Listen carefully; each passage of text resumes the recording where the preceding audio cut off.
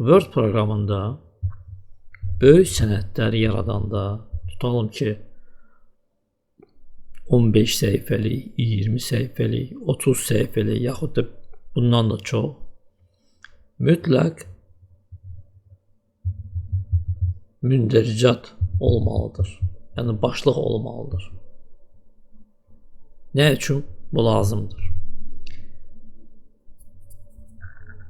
Əgər müəyyən məlumatı böyük sənədin içində axtarmaq lazımdırsa və sənəd kompüterdədirsə, yəni elektron variantdadırsa, burada problem yoxdur. Yəni buradan bax, Naiti komandası ilə yaxud buradan Расширенный поиск komandası ilə, yəni axtarış sistemləri ilə əmri yerinə yetirmək olar. Yaxud buradan görürsünüz stranitsa əmrini basırıq, belə bir pəncərə açılır və burada səhifələrlə lazım olan məlumatı axtarıb tapmaq olar. Yaxud keçirik zaqalovkiyə, başlıqlar və mətndə olan başlıqlarla lazım olan məlumatı tez tapmaq olar.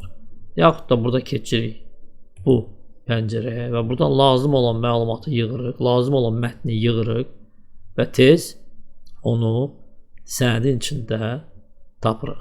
Amma əgər bu sənədi, yəni böyük bir sənədi çapa verirsinizsə və sonra axtarışı kağız üzərində aparacaqsınızsa, lazım olan məlumatı tapmaq üçün kifayət qədər çox vaxt gedir. Çünki sənəd çox böyükdür. Bunun üçün böyük sənədləri yaradanda mütləq mündəricat olmalıdır ki, ya sənədin əvvəlində, ya sənədin axırında, əksər hallarda onu sənədin əvvəlində yaradırlar ki, kağızda axtarış aparanda məlumatı tez tapasınız. İndi gəlin baxaq görək, mündəricatı sənədin içinə necə yerləşdirmək olar. Birinci səhifədə olan məlumatı keçirdək ikinci səhifəyə ki, birinci səhifədə mündəricatı yerləşdirək. Keçirik Vstavka insert bölməsinə və buradan stranitsi səhifələr bölməsində razırıq stranitsi. Yəni səhifəni elə bil ki, ikinci səhifəyə keçirdirik. Səhifədə olan məlumatı ikinci səhifəyə keçirdirik ki, birinci səhifədə mündəricat yerləşdirilsin. Bundan sonra keçirik ссылки tabına, referans tabına və buradan оглавление, yəni mündəricat bölməsinə və buradan 3 variantından birini seçirik. Üçüncü variant ручное оглавлениеdir. Yəni mündəricatda olan bütün məlumatı əllə yığmalısınız. Bu rahat deyil. Əgər belə bir mündəricat sizin xoşunuza gəlmirsə, sizi qane eləmirsə, buradan удалить оглавление, yəni mündəricatı yox eləyirik. Bu iki variant avtomat variantıdır. Yəni hansı variantı istəyirsiniz seçə bilərsiniz. Bir balaca dizaynda orada fərq var. Seçək birincini. Seçirik və görürsünüz, bütün başlıqlar artıq burada yerləşir. Fikir verirsiniz, Mospet Azərbaycanda dizayn ikinci səhifədə yerləşirlər. Fikir verirsiniz, bu ikinci səhifədədir. Üçüncü səhifədə qeydiyyat və yoxlama, xətt və cədvəl. Keçir üçüncü səhifəyə. Qeydiyyat və yoxlama, xətt və cədvəl. Bu başlıqlar hiperlink kimi yaradılır avtomat. Fikir verirsiniz, kursor yaxınlaşdıranda həmin başlıqlara belə bir məlumat çıxır ekranda. Əgər klaviaturadan Ctrl düyməsini basırsınızsa və sonra mışqanın sol düyməsini basırsınız, həmin başlığa tez keçirsiniz. Tutalım ki, bu başlığa keçir, mərc üsulları. Ctrl-ı bastım klaviaturadan, mışqanın sol düyməsini basıram və gördünüz, keçid mərc üsullarına oldu.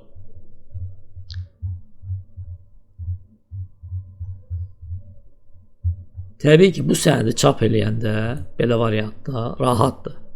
Yəni kağızda bilirsiniz ki, totalizator 5-ci səhifədədir. Sizə totalizator bölməsi lazımdır.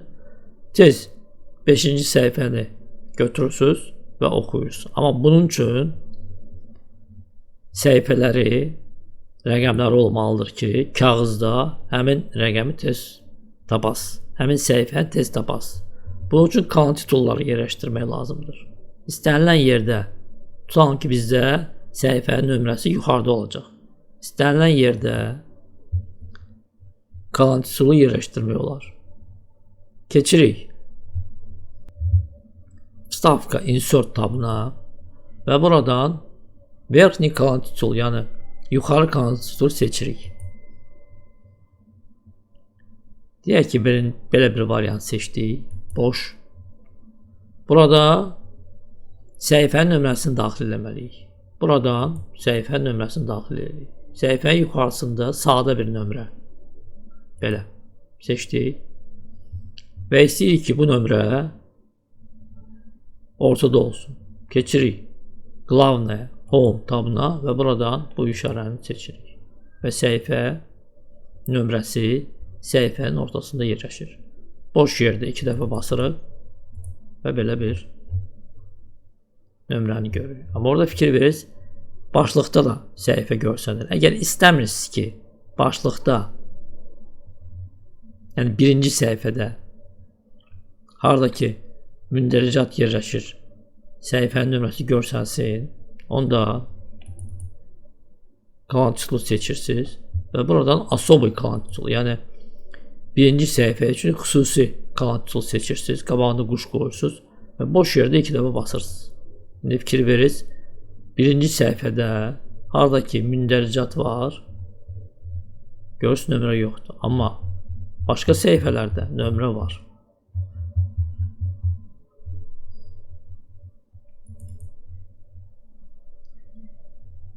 Görürsünüz, mündəricat burada rus dilində yazılıb. Əgər Azərbaycan dilində yazmaq istəyirsinizsə, seçirsiniz və klaviaturadan məlumatı dəyişirsiniz.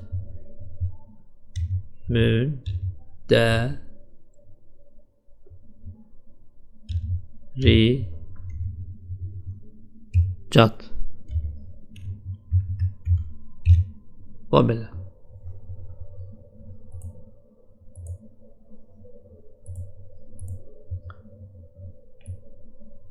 Sonra burada nə etmək olar? Tutalım ki,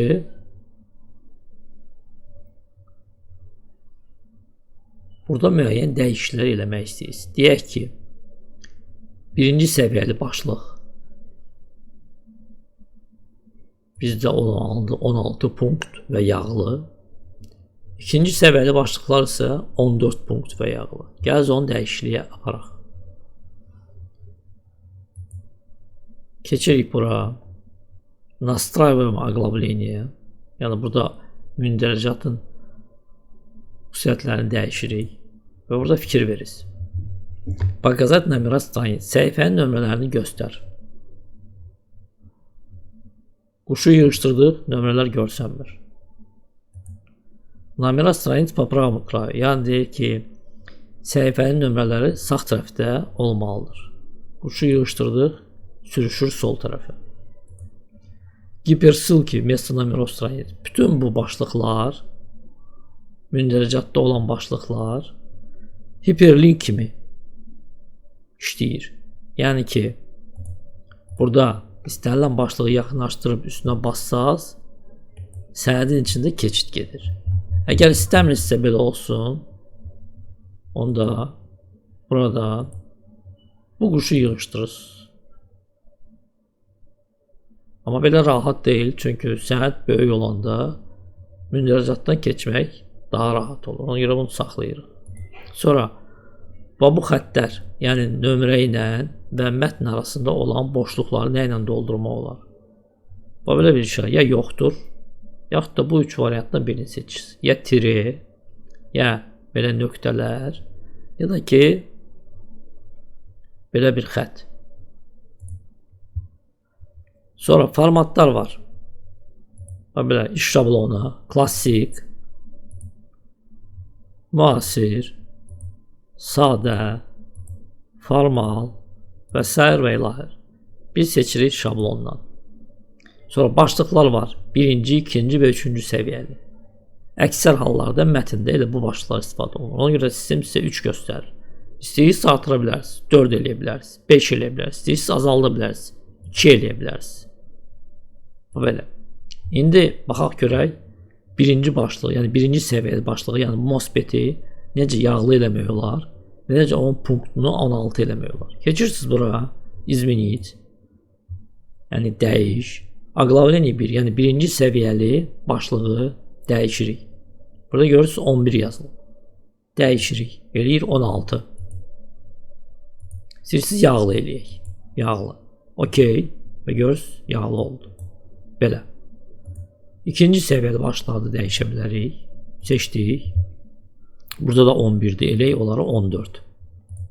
14 və yenə də yağlı eləyək. Belə. Belə. Bizdə qaldı 3-cü səviyyəli başlıqlar. İstəyirsiniz o da eləyək. Deyək ki 12, o da yağlı. 3-cü səviyyəli başlıqları seçdik. Burada elədik 12. Lab istəsəz, əgər printerimiz tutalım ki, rənglidirsə, istəsəz rəngini də dəyişə bilərsiniz. Elə yağlı və rəngini dəyişək, deyək ki, eləyək mavi. Belə. Belə ola bilər. Okey. Sistem soruşur ki, dəyişiklikləri qəbul edim yoxsa yox? Yox.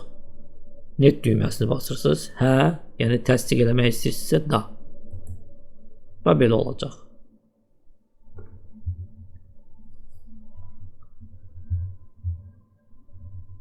İndi tutalım ki, biz burada belə bir dəyişiklik yerinə yetirəcəyik. Və burada bizdə belə bir başlıq var. Qeydiyyat və yoxlama.